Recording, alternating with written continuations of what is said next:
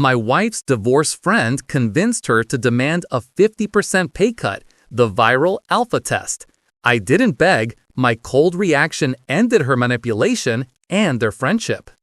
Last Thursday evening, I walked into my own house and discovered my wife was planning to enact a radical, non-negotiable ultimatum. Not because she actually felt the demand was necessary, but because her newly divorced, newly enlightened friend, Veronica, convinced her it would be a powerful demonstration of her self-worth. A high-value woman realignment, as she termed it, something Veronica had clearly picked up from a viral YouTube short. I had come home early from the office, a rare occurrence dictated by a canceled late-night meeting. The house felt unnaturally tense, and I could hear sharp, animated whispers coming from the sunroom. My wife, Sarah, was on speakerphone, and I immediately recognized the shrill, decisive voice of Veronica, the woman who had traded her 7-year marriage for a new, aggressive identity and the belief that all men must be tested, controlled, and financially leveraged. I stopped in the shadowy transition of the hallway, hidden from view, but close enough to hear every word clearly. What I heard felt like a physical assault on the foundation of my life. "You need to establish the new boundary now, Sarah," Veronica's voice sliced through the quiet. "He needs to understand that you are the architect of your own happiness, and if he's a true partner, he'll support your vision no matter the cost to him."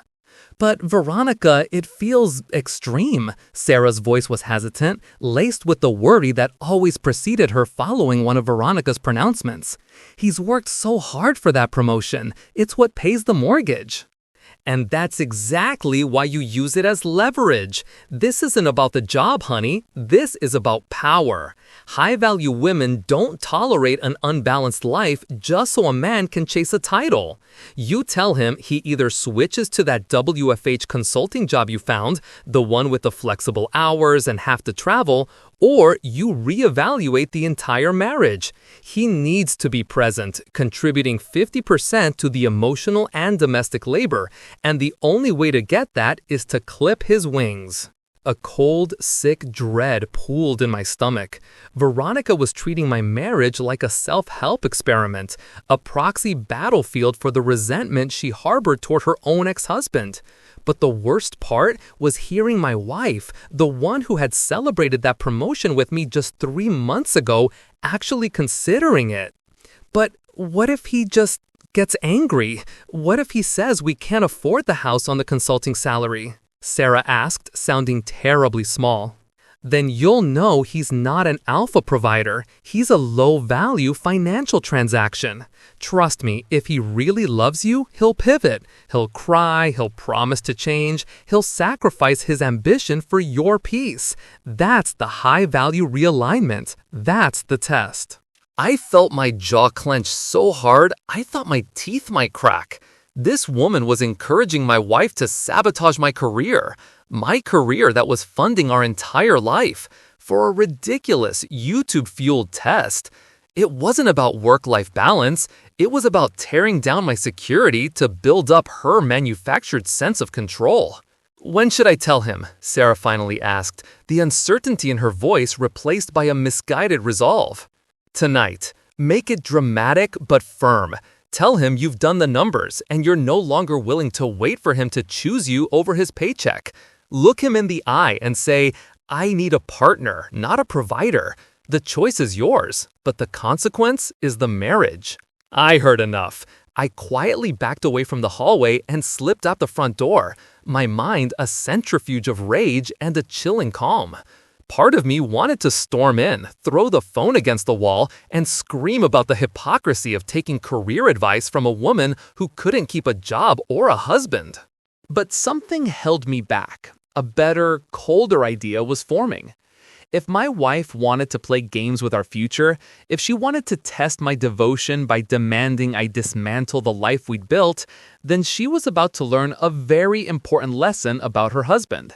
I wasn't the type of man who begged for my job or pleaded for my worth. I wasn't going to fail her stupid test, but I certainly wasn't going to pass it the way she or Veronica expected. I got back in my car and drove, letting the cold logic of my plan settle in.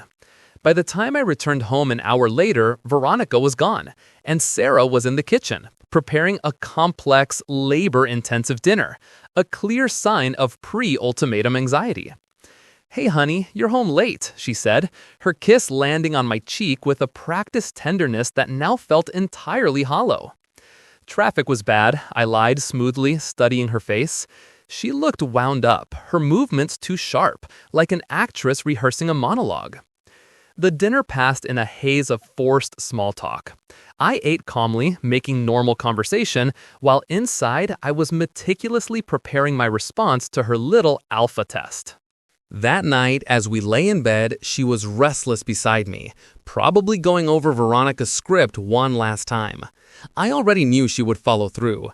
The seed of manipulation had been planted, and Veronica, like a parasite, wouldn't let her host back out easily. But here's what my wife and her bitter, amateur life coach friend didn't understand about me. I don't play games with people I love, and I sure don't tolerate people who try to play games with me.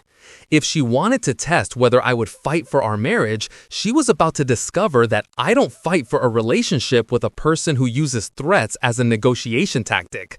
I don't submit to ultimatums, and I certainly don't change my life path on the whim of a divorced friend's online obsession. Saturday was coming, and I was going to be ready for her performance.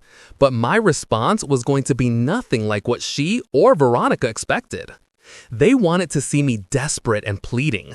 Instead, they were about to meet a man who knew his worth, respected his own labor, and refused to be leveraged. The test was coming, but I had news for my wife. She was about to find out that some tests have two immediate failures, the one who sets the condition and the one who accepts it. Saturday morning arrived right on schedule, and so did my wife's performance. I was in the office, catching up on emails, my last few hours of corporate normalcy, I mused, when she appeared in the doorway, wearing an outfit that was somehow both casual and intensely serious. "We need to talk," she announced, her voice adopting the firm, measured cadence Veronica had clearly coached her to use. I swiveled my chair, looking at her with a calm, neutral expression. "Sure, what's on your mind?" She took a deep breath, hands clasped tightly in front of her. "I've been doing a lot of thinking lately about our life, our balance, and our marriage, and I'm not willing to maintain a partnership where I shoulder 80% of the domestic and emotional labor while you're gone 60 hours a week chasing a title." I nodded slowly, letting the silence stretch, processing this shocking revelation. "Okay, what specifically are you proposing as a solution to this imbalance?" The question seemed to catch her off guard. She had clearly expected me to immediately start defending my job or promising to work less. "I found a job for you," she stated, cutting straight to the ultimatum. "A WFH consulting role that pays about half what you make now, but allows for complete flexibility. You start Monday. We can afford it if we're careful. This is non-negotiable, honey. I need a partner, not a provider. The choice is yours, but the consequence is the marriage." I leaned back in my chair, my calm demeanor a direct counter to her rehearsed tension. "The WFH consulting role," I repeated, picking up my phone and pulling up my LinkedIn profile. "Yes, I saw that listing. It's certainly an option." Her eyes widened slightly. This was supposed to be the part where I started panicking. "So you're okay with switching jobs?" she asked, the conviction draining from her voice. I shrugged, a small controlled movement. "You just stated that a lack of balance is threatening our marriage. If switching jobs immediately resolves the threat to our marriage, then that is the only logical course of action. I'm not going to force you to stay in a marriage that you framed as a choice between your happiness and my title." I turned the screen toward her. "I'll update my LinkedIn right now. I'll draft a resignation email to my current company by the end of the day, effective immediately, and I'll send out my application for the consulting role tonight. The sooner we address your stated need, the sooner we save our relationship." The color completely drained from her face. This wasn't a triumphant victory for the high-value woman. This was the catastrophic, immediate dissolution of our comfortable financial life. Wait, immediately?" she stammered. Don't you want to talk about this? Discuss the details, the financials, the severance package? What's to discuss? You just told me the marriage is contingent on me taking this new path. That sounds like a detail-free decision. You've presented me with an ultimatum, not a negotiation, and I'm respecting your stated needs as the higher priority. I'm giving you exactly what you asked for, a dedicated, present partner. I stood up, walked over to her, and placed a hand on her shoulder, adopting an expression of concerned support. Thank you, Sarah, for being so clear about your needs. It takes a lot of courage to put the marriage first. I appreciate you taking the initiative to find a solution. I walked past her toward the kitchen, my internal planner already running the numbers on the massive mortgage payment versus the new, drastically reduced income. I'll start canceling the automated payments for the gardener and the cleaning service, I called back to her, my voice casual. And we'll need to sell your car. The payments are too high for the new budget. We can pick you up something reliable, cash only. Sell? Sell my car? She called after me, her composure completely shattered. Well, you said you needed a partner who contributed 50% to the labor, and that includes the finances. We can't have a $900 payment on a $70K salary, honey. The sooner we start budgeting for the realignment, the sooner we can prove the high-value shift was worth it. She followed me into the kitchen, her steps unsteady. I didn't mean it all so fast. I thought we could discuss the impact. The impact is clear. Your happiness and our marriage is saved, I said, opening the refrigerator to grab a bottle of water. I've already accepted your condition. The conversation is over. The action begins now. I'm respecting your choice. She stood there staring at me. Her phone buzzed on the counter, almost certainly Veronica checking in to see how her victory was going. The irony was a bitter taste in my mouth. I'm going to call my boss now and let him know I'm resigning, I said, picking up the phone. Since my career is no longer the priority, I can finally focus on all that domestic and emotional labor you need from me. You'll have a full partner by Monday. I could see her mind racing, trying to figure out how to claw back the ultimatum without admitting it was all a fake test. She had leveraged our financial future to test my devotion, and I had simply liquidated our financial future to uphold my word. By Sunday evening, my wife was clearly in a full state of internal meltdown. I had spent the entire day methodically changing our financial accounts, updating our budget spreadsheet with the new, meager numbers, and drafting the resignation email. I even bought a book on Amazon titled The 50-50 Home, A Man's Guide to Domestic Equality. I did all of this with a sense of calm, focused duty, ensuring she saw the consequence of her ultimatum in every single action. She was waiting for me in the living room when I walked in after a quick run, a new addition to my balanced life. The budget you sent me, it doesn't leave any room for a European trip next year, she said, her voice small. No, it doesn't, I confirmed, toweling off my neck. The consulting job barely covers the mortgage and basics, honey. You prioritized a present partner over our travel budget. I'm supporting your choice. What about my personal allowance, the spa days, the new clothes? I looked at her with an expression of genuine but cold confusion. Sarah, we just gave up half our income to save the marriage. Those things are luxuries.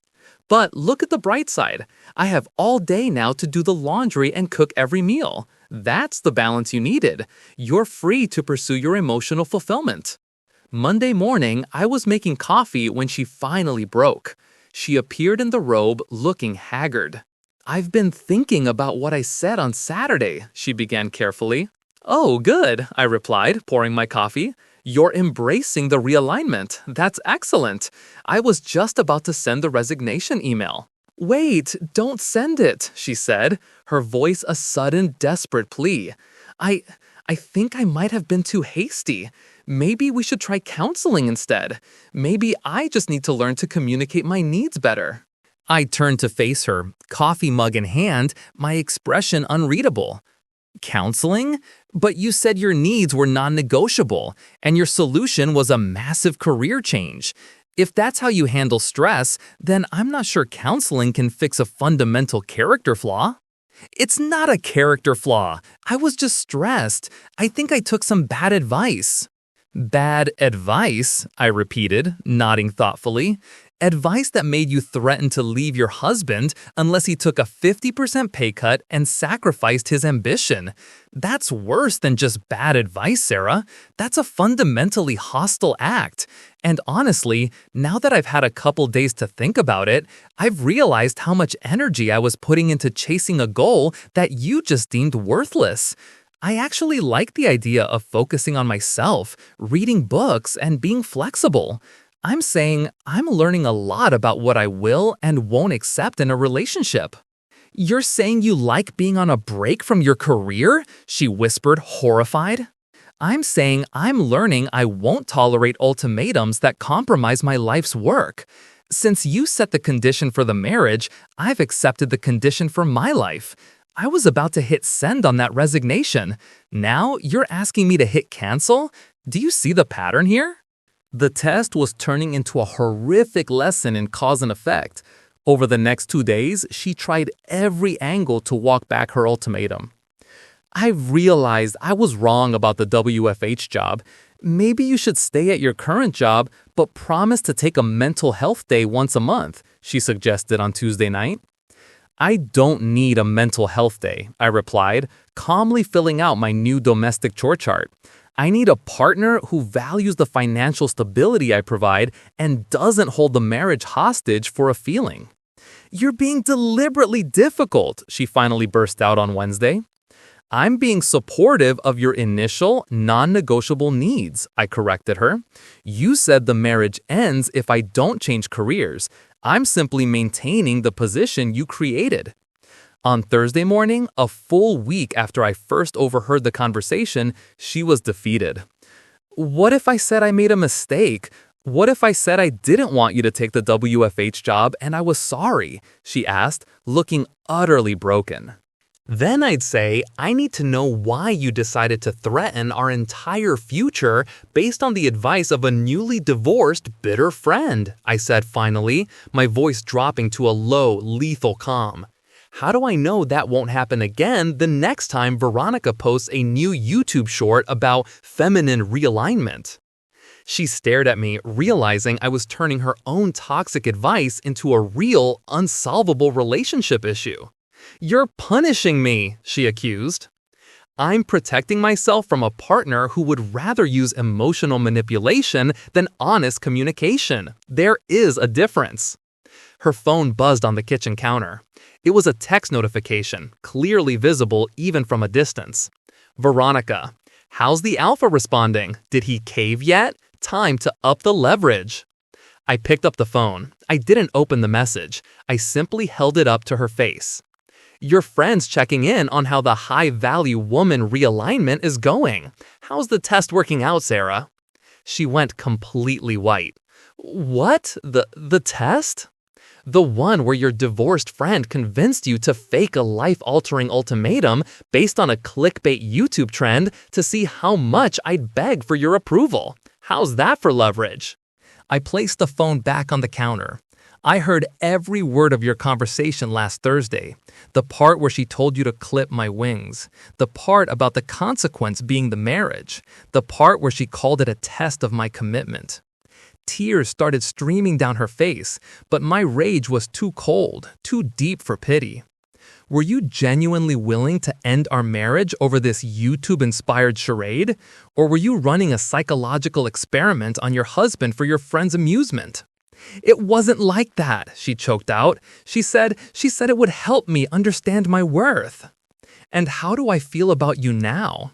I feel like I've been married to someone who values the narcissistic advice of a better, divorced woman over the 7 years we've spent building a life together. I feel like my wife would rather manipulate me than talk to me. That's what I learned this week. She was sobbing now, the lie finally exposed. I'm sorry. I'm so sorry. I know it was wrong. Do you? Because you spent a week doubling down on the lie instead of coming clean. You were willing to blow up our mortgage, our savings, and my entire career for a game. You chose your friend's toxic script over our marriage. That evening, I did not storm off or pack my bags. I sat her down and laid out the new, non-negotiable terms of our relationship. Here's where we stand. You chose to prioritize a toxic, YouTube-fueled mindset over our marriage. You lied for a week. So now you get to make a real choice, the most important one of your life. What choice? You can choose to rebuild this marriage on honesty, which means you completely sever your friendship with Veronica, immediately and permanently. No more girls' nights, no more phone calls, no more texts asking for advice. She is a poison in our relationship, and you need to cut her out like a cancer.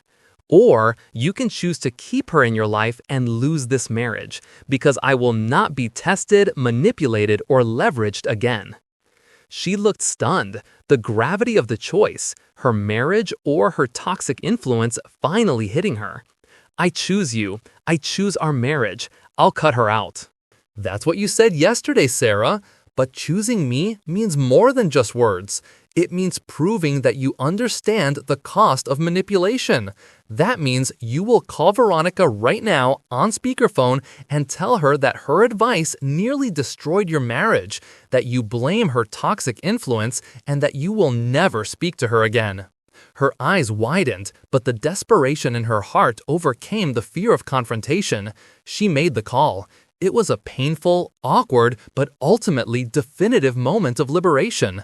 Veronica, predictably, became defensive and hostile, accusing Sarah of being weak and blaming me for controlling her.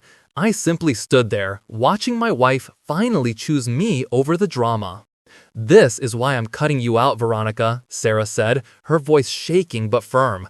"You turn every relationship into a battle for power, and I don't want that for my marriage." She hung up and blocked the number, her hands shaking. "Second," I continued, my voice softening only slightly, "we're going to marriage counseling, not to fix me, but to fix why you thought manipulation was acceptable in the first place." She nodded, tears drying into resolve. Yes, absolutely. 6 months later, our marriage was stronger than it had been in years. We had established clear boundaries.